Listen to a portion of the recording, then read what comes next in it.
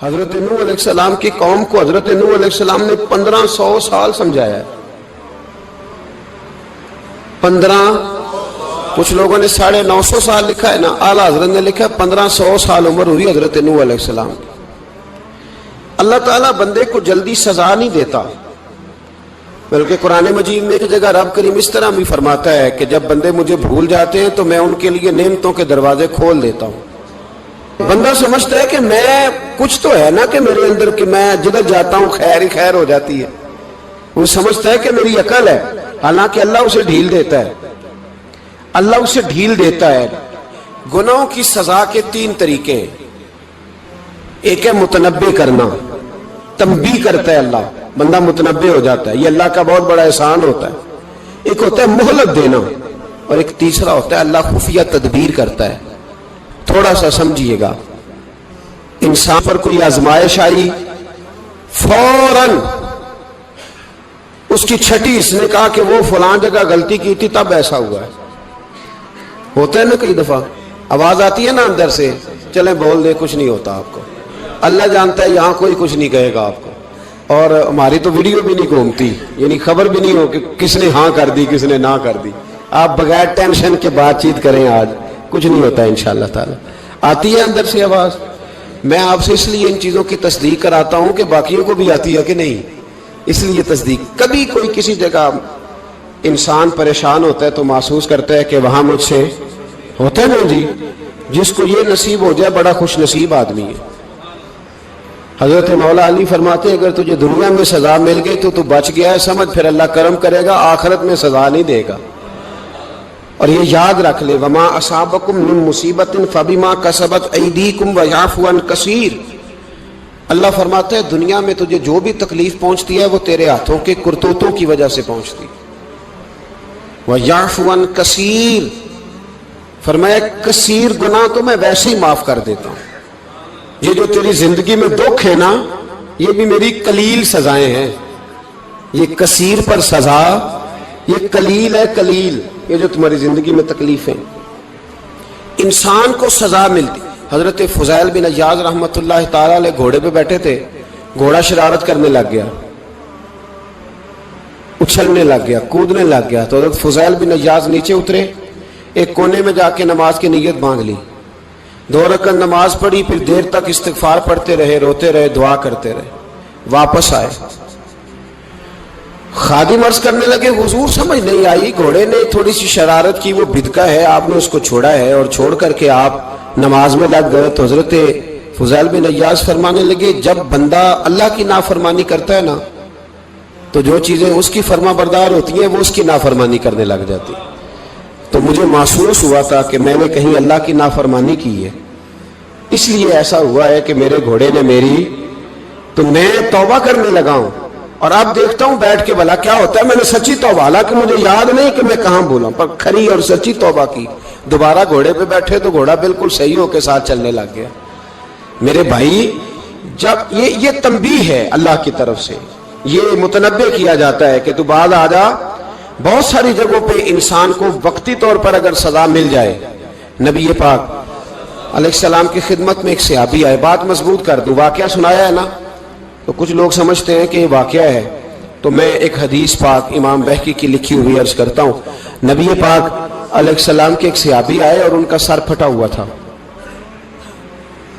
خون بہ رہا تھا. سرکار نے فرمایا کیا ہوا؟ عرض کی حضور ایک عورت جا رہی تھی، میری نظر پڑی، ابھی نظر پڑی ہے کہ میرے آگے ستون آ گیا تو میرے سر پہ لگ گیا.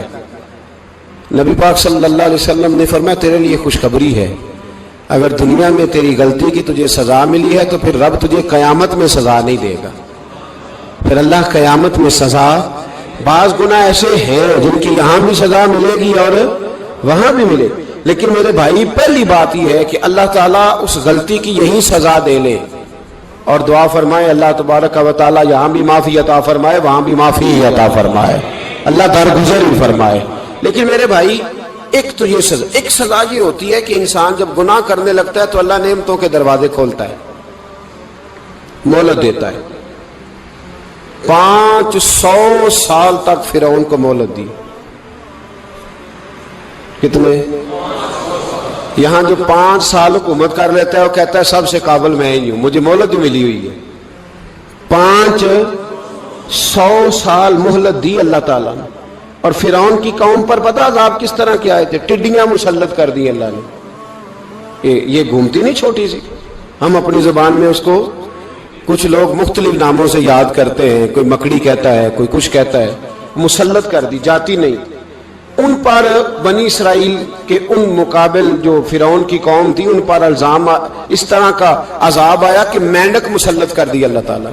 برتن کھولتے تھے اندر مینڈک نکلتا تھا، دنیا کی ہر دوائی استعمال کرتے تھے لیکن مینڈک نکل آتا تھا۔ تھوڑا سا سمجھا کریں چیزوں کو، ہمارے رنگ نہیں زیادہ گورے کہ ہم پر عذاب نہیں آتا، کوئی بہت زیادہ اللہ تعالیٰ معاف فرمائے دولت نہیں جمع کرا بیٹھے شاہی خزانے میں کہ ہم سے پوچھا نہیں جائے گا۔ یہ مہلت ہے، مہلت کو مہلت سمجھو۔ پھر جب پکڑ آتی ہے نا اللہ کریم کی، میں نے دیکھا ہے کروڑوں روپیہ، 6 اولادیں۔ ایک شخص کے بچے باہر سے آ رہے تھے، وہ بندہ بیمار تھا، مجھے کہنے لگا حضرت جی دعا کریں میں ان کے آنے سے پہلے مر جاؤں ورنہ آ کے مجھے مار دیں گے، دعا کریں۔ اتنی بے سکونی، کروڑوں روپیہ پڑا ہے تو یہ عذاب نہیں؟ کوئی ضروری ہے کہ پتھر ہی برسیں گے تو سمجھ آئے گی؟ یہ جو سگا بیٹا بوڑھے باپ کے قریب سے گزر جاتا ہے، سلام نہیں لیتا تو اس کو عذاب نہیں سمجھتے؟ یہ جو امت کی بیٹیاں، امت کی بچیاں، ہماری بچیاں ایک سال کے اندر 75,000 ہزار بچی ایک ڈویژن سے بھاگ کے شادی کر رہی ہے، اور ایک صوبے سے، تو اس کو آپ اللہ کا عذاب نہیں سمجھتے؟ یہ معمولی بات ہے؟ نہیں ہمارے رنگ ہو رہے ہیں، ہم بڑے سمارٹ ہیں۔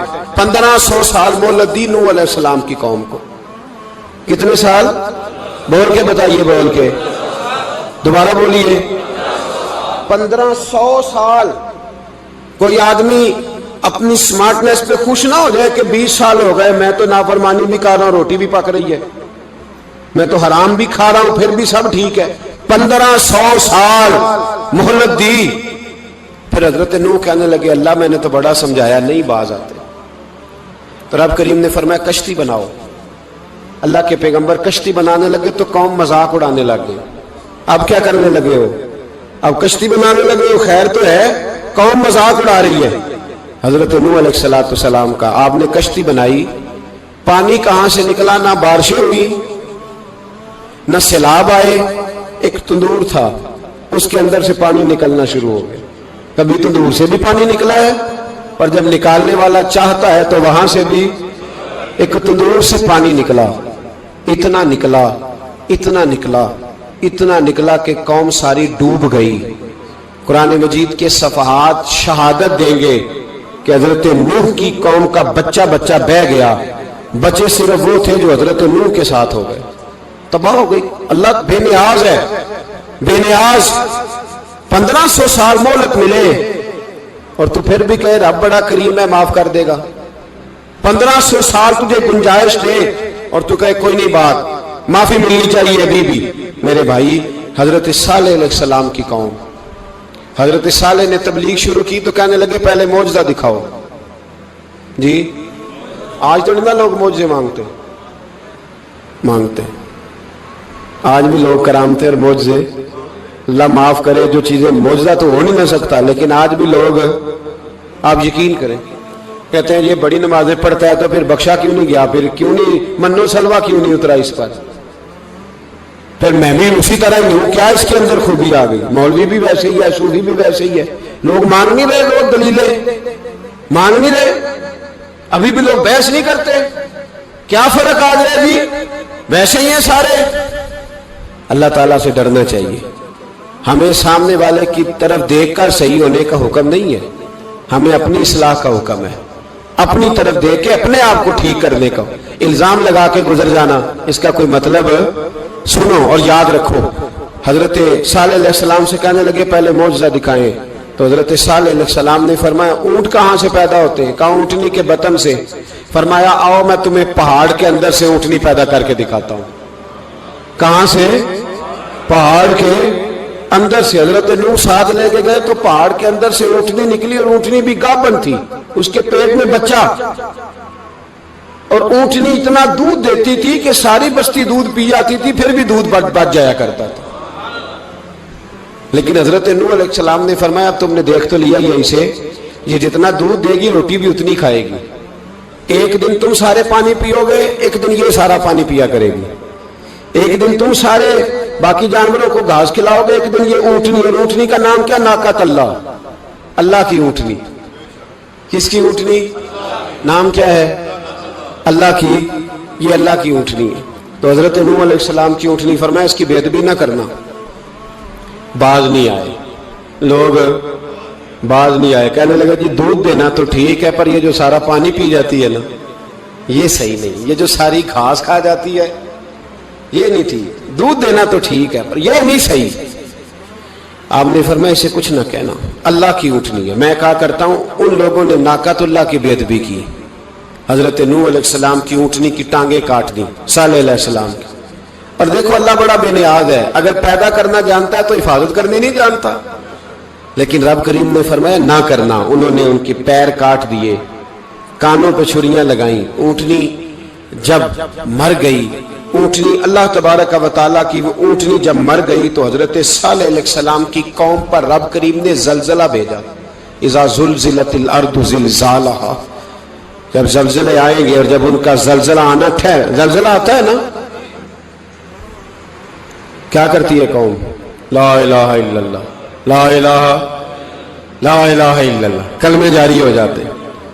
بلکہ ایک دفعہ ایسا بھی ہوا کہ مسجدوں میں اعلان ہونے لگے زلزلہ آ رہا ہے، جو فجر کے لیے نہیں اٹھے زلزلے کے لیے وہ بھی اٹھ گئے، جن کا دعویٰ ہے نا میری سویرے آنکھ نہیں کھلتی، ان کی لگی نہیں کتنے گھنٹے، بعد میں بھی نہیں لگی، ٹی وی پہ اعلان ہوتے رہے کوئی نہیں آ رہا سو جاؤ چپ کر کے، لیکن آنکھ لگی۔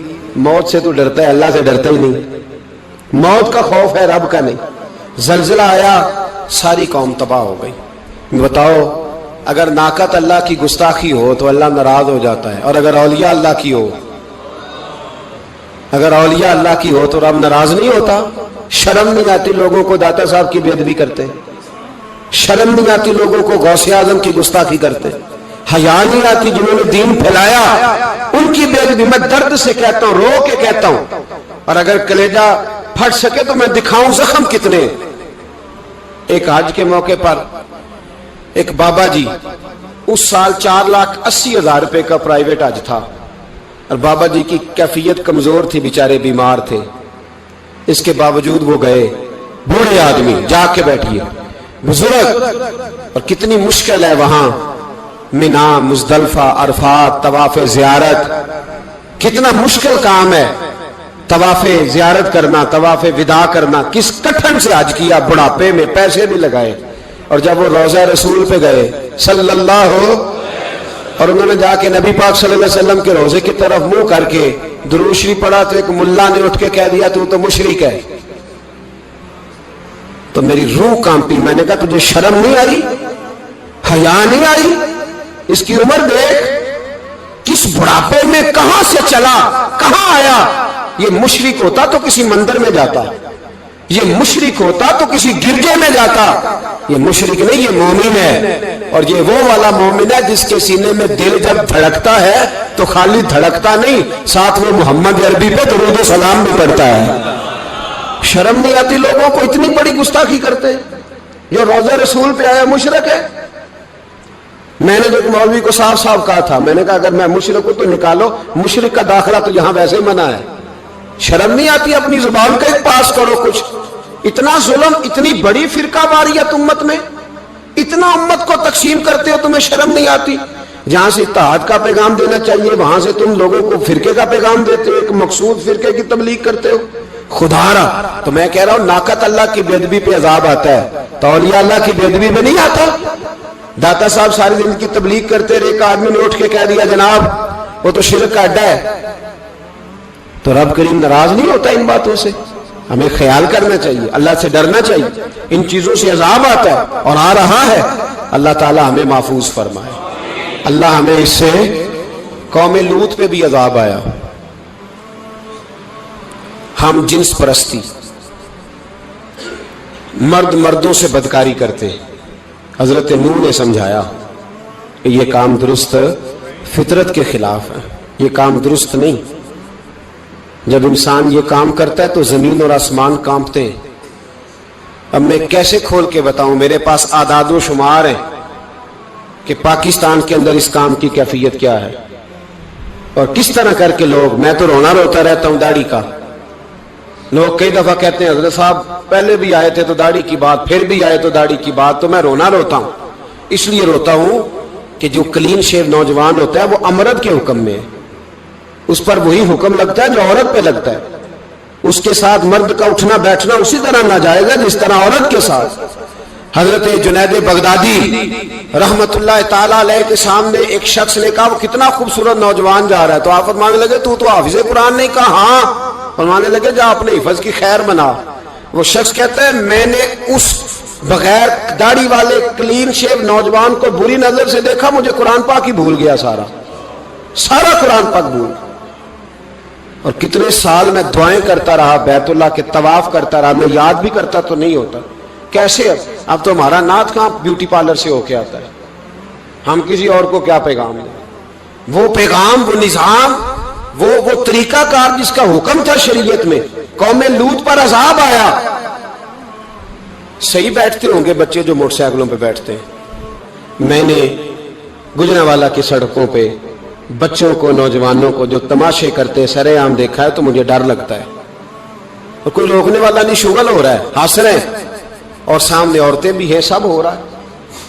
کتنی تکلیف کی بات. حضرت نوح کی قوم یہ کام کرتی تھی, قرآن پاک نے بیان کیا ہے. حضرت نوح نے سمجھایا, فرمایا رب کریم نے تمہیں اپنی خواہش پوری کرنے کے لیے جائز طریقہ عطا فرمایا, عورتوں سے نکاح کرو, اور اس نکاح کی برکت سے جو اللہ تمہیں اولاد دے گا اس کو اللہ تبارک و تعالیٰ تمہارے لیے باعث بخشش بھی فرمائے گا. لیکن جب قوم نہ مانی تو جو قوم میں لوط کا عمل کرے اس کا علاج قرآن نے بیان فرمایا کہ آسمان سے پتھر برسیں گے. پھر پتھر برسے,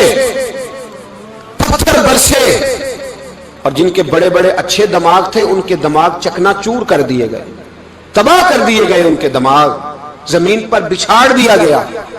اللہ مہلت دیتا ہے, لیکن اس کا مطلب یہ نہیں کہ انسان توبہ نہ کرے. حضرت شعیب علیہ السلام کی قوم پر بھی عذاب آیا, اس لیے کہ بددیانتی کرتی تھی, ناپ تول میں کمی کرتی تھی. میں نے کہا تھا شب قدر کی رات کہ یہ کوئی تماشا ہے کہ شب رات آئی تو ساری رات روتے رہے, یا اللہ معاف کر دے, یا اللہ معاف کر دے, رو رو کے چیخے مار مار روئے. شب قدر آئی تو پھر چیخے ماری, ساری رات روئے. تو جس بندے کا پروگرام ہی نہیں سویرے بدلنے کا, دکان پہ بیٹھ کے پھر وہی ناپ تول میں کمی, پھر وہ اللہ تعالیٰ معاف کرے. میں ایک مضمون پڑھ رہا تھا تو وہ فوڈ کے اسپیشل لوگ تم نے لکھا تھا مہربانی کرو ملاوٹ ہی اچھی چیز کی کر لو, مرچ میں کیری تو نہ ملاؤ اینٹوں کی, وہ تو بیمار کرتی ہے, وہ تو خون کی آنتوں کو روک دیتی ہے. وہ کہنے لگا, اور وہ کہتا میں تمہیں بتاتا ہوں کون کون سی چیز ملائی جا سکتی ہے, وہ ملا لو. خدا را اس قوم پہ رحم کرو, مہربانی.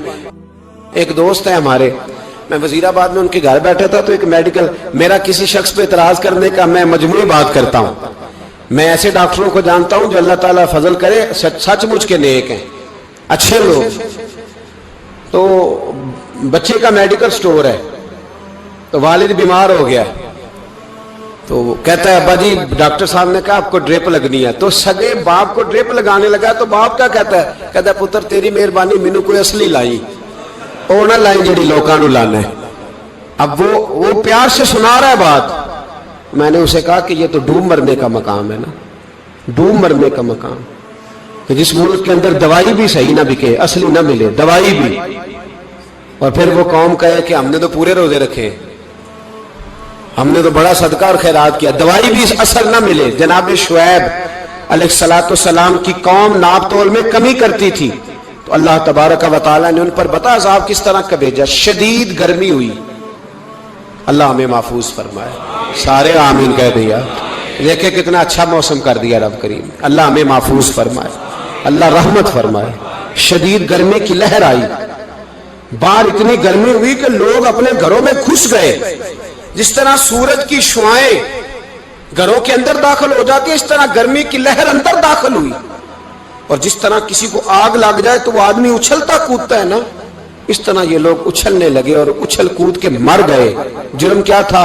ناپ تول میں کمی کرتے۔ حضرت داؤد کی قوم بھی تباہ ہوئی۔ جرم کیا تھا؟ ہفتے والے دن مچھلیاں نہیں پکڑنی تو یہ پکڑتے تھے۔ حکم ہے نا مسلمان کو نماز کے ٹائم کوئی اور کام نہیں کرنا، نماز پڑھنی ہے۔ میرا خیال ہے مسلمان تو فٹافٹ آ جاتے ہیں، سارے ہی پہنچ جاتے ہیں نا مسجدوں میں۔ ہلکا ہلکا بول رہے ہیں آپ، کیوں نہیں پہنچتے؟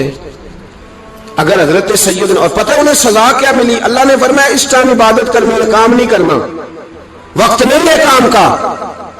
انہوں نے مچھلیاں پکڑی، 12,000 لوگ تھے۔ پتہ ہے مالک نے سزا کیا دی؟ بندر بنا دیا اللہ کریم۔ قرآن مجید کا پہلا سپارہ پڑھے، فَجَعَلْنَاهَا نَكَالًا لِمَا بَيْنَ يَدَيْهَا وَمَا خَلْفَهَا۔ اللہ فرماتے ہیں پچھلوں کے لیے بھی عبرت بنا دیا، بعد والوں کے لیے بھی عبرت، نشان عبرت بنا دیا۔ بندر بن گئے، اور جو ان کے دوست جو بچ گئے تھے ان کے پیر چومتے تھے، روتے تھے۔ 3 دن بندر بن کے زندہ رہے۔ اے دنیا مٹی دے پانڈے کئی بندے نے، کئی ٹہندے نے، کئی نال صدوق دے رہن ایتھے، کئی ایک دوجے نال کھیندے نے، تے ساجد ہو جنوں مرض شک دی،